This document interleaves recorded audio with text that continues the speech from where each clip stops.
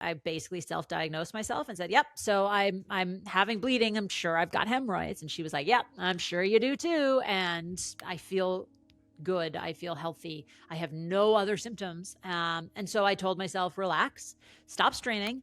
It'll go away. And this is a blip and it's fine. But she did a hemorrhoid exam right there in the office. And before I could even pull up my pants, zip up my jeans, she said, the bleeding is not coming from your hemorrhoids. She comes walking in and says, we found a mass. It looks like cancer. Nothing can prepare you for hearing the words you have cancer. 2 weeks after we got married, 2 weeks to the day, I got a phone call from my in-laws and they said, we found out that John, my father-in-law, had been diagnosed with kidney cancer. It was 4 weeks after my father-in-law was diagnosed, we found out that my dad had a very, very aggressive and advanced prostate cancer. Meanwhile, my father-in-law started to go downhill. My dad passed away on Christmas Day, 2019, Christmas morning. And that was a lot. We were still grieving my father-in-law. We were still trying to figure out our own situation as newlyweds. My husband and I wanted to be able to start a family. I was 38 when we got married. The stress, the strain, the just emotional vulnerability of going through IVF was so intense that we were like, we can do one more. We can do one more retrieval. We got the phone call and our doctor just said, we have an embryo. You have one. We hung up with him and I remember just looking out the window going, I'm going to be pregnant. I'm going to have a baby. So it actually was a few days before our implantation. And I was laser focused on getting pregnant. I noticed some bleeding, some blood in my stool. And that's not normal. I don't have hemorrhoids. Like I've never struggled. I had never struggled with hemorrhoids before. And it was pretty easy to convince myself that I have been under so much stress. So I just figured that all of this stuff that had been going on in my body just manifested itself into blood in my stool. Like that had to be it, right? That had to be it. And it did stop. It did stop. And we had the implantation. I got pregnant, went through the whole first trimester. Then at the beginning of my second trimester, the bleeding came back. There's like something that happens once you hit that second trimester that suddenly it's like, you're probably going to get hemorrhoids. And so everybody warns you of that and that it's bleeding, hemorrhoids bleed. And so, yeah, clearly I had hemorrhoids. What I was experiencing was bloody mucus. The blood was kind of around the stool. You could see it differentiated. Hemorrhoids typically tend to be more like drips of blood, and mine was contained. I never once had blood that filled the bowl. I just assume though that everything is the same and all things are equal when it comes to rectal bleeding. And so when my daughter was born, we were in the hospital and I had this idea that once I had her, it would all fix itself. The bleeding would go away, the hemorrhoid would go away, everything would be fine. And it wasn't. It wasn't. Postpartum is a lot. Because I had the C-section, I had to go back to see my OB at 3 weeks. And she, cleared me. Everything looked good. But then she also broke the news to me that the hemorrhoid was not going to go away on its own. And the only way to get rid of it would be to have it surgically removed. At 6 months postpartum, I finally found myself in the office of a colorectal surgeon, and I was literally only there to schedule a surgery to have it removed. If I'm being honest, there was a thought in the back of my head that this bleeding is just not quite right. I knew it was not quite right, but I had so many other things in my mind. And also, how could I be sick? How could I be very ill if I had just gone through a year of IVF and then pregnancy and postpartum when we are being monitored? Like I had blood drawn constantly. My surgeon, thankfully, knew a lot more about hemorrhoids and a lot more about colorectal health than I did or any of my previous doctors. And she knew something was wrong immediately. She started asking me all sorts of questions. She did a hemorrhoid exam right there in the office. And before I could even pull up my pants, zip up my jeans, she said, the bleeding is not coming from your hemorrhoids. well, that's strange. What do you mean? And she said, you need a colonoscopy immediately. I think she had her hand on the doorknob, and all of a sudden I was like, wait a minute. Should I be worried? And she came back into the room and walked over next to me, and she said, there are a lot of things it can be other than cancer, but we need a colonoscopy to find out for sure. And so a month after my initial meeting with my surgeon, I went in for the colonoscopy. Reality was starting to set in. Next thing I know, I'm waking up from the anesthesia post colonoscopy, and I'm alone in my little curtained room, but I can hear my surgeon's voice on the other side of the curtain saying to the nurse, I will come speak to her when she wakes up, make sure her husband is with her. And that's when I knew.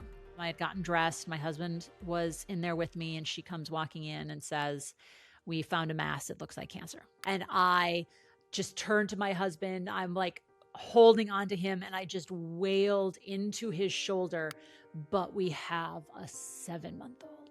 It was shocking in the reality of it. Nothing can prepare you for hearing the words, you have cancer. Really, our only experience with cancer up to that point had been our dad's. And I had some friends who had lost their parents too. And so to us, cancer meant death. So for that entire weekend, I was convinced I was going to die. It was so unfair that we had gone through everything we had to have this baby, and now I wasn't even going to be able to be there to watch her grow up. And my husband, he was mad at me. Not really mad at me, but he was mad at me because I was the one who wanted the child before he did. I was the one who made that possible. And then we finally had the baby, and now I was going to leave him. And I remember him just saying to me, I just want to live a boring life with you. Like everything that has happened over these last several years, like, why can't we just have boring? Why can't we just live a boring life? And the only way I could get myself to sleep at night over that weekend was like, because I just kept thinking, he can't do this. Like she needs me. If she doesn't have me, I don't know how either of them are going to survive. And the only way that I could allow myself to sleep was telling myself, but I won't be here to even know it. By the end of the week, we knew that I had stage 3B rectal cancer. The tumor had broken through the rectal wall and was in some of the nearby lymph nodes, but thankfully was not in any organs. We sat down with the radiation oncologist, and he said, this is what we're going to do. This is what we think is best based on everything that we know and the way treatment is now and your age and your overall health. He said, we expect nothing but a cure. I had been breastfeeding my daughter, and my goal had always been to get to a year. Then I knew this was the only child that I would have. But as soon as you start chemo, that has to end. That morning that I was going to start radiation, my daughter woke up, I went in, I breastfed her for the last time. I cried through the entire thing. I thanked her. I apologized that this was it. My husband was sitting next to me. He was crying too. And that part still makes me so emotional because this was the only child I was going to have, and we'd been through so much, and now this was being taken away. I took my first chemo pill, and right alongside a pill to start drying up my milk. Oh, it was just devastating, just absolutely devastating that I could not do this for my child. The radiation, that was diarrhea, terrible, horrible diarrhea. I was told by my nurses that I could not even look at a vegetable during the entire radiation. I could not eat fruit.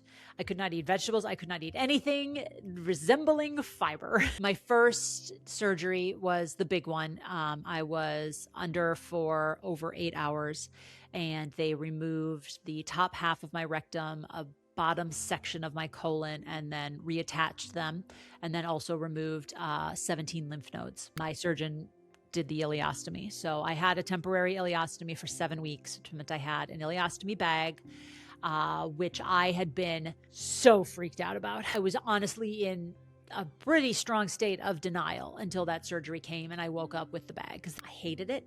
I counted the days, literally counted the days until the reversal. 7 weeks later, I had the reversal, woke up in the hospital after that, just like a state of euphoria.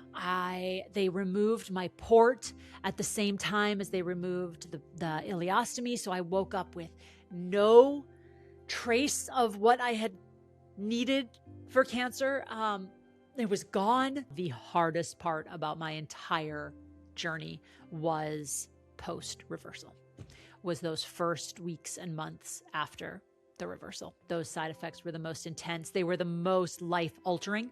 I was afraid to leave the house. Once I could finally start like walking again, and I knew I needed to walk, I needed to get out, I would take my daughter and our dog, like literally I would just circle the block because I could not go far from the house and from a bathroom. I did not trust myself. The weight of what you are dealing with is huge. And just because you might finish treatment, just because you may have no trace of cancer in your body any longer, does not mean that you are magically fine.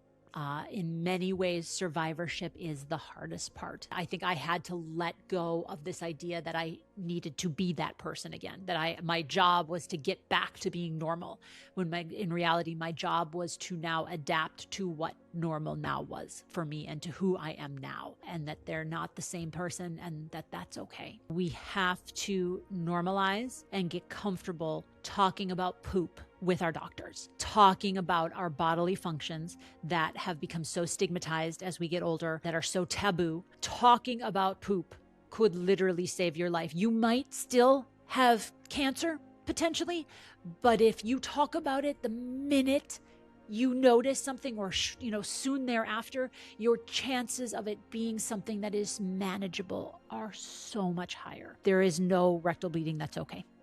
None. Even if it's hemorrhoids, just hemorrhoids, that's not a thing.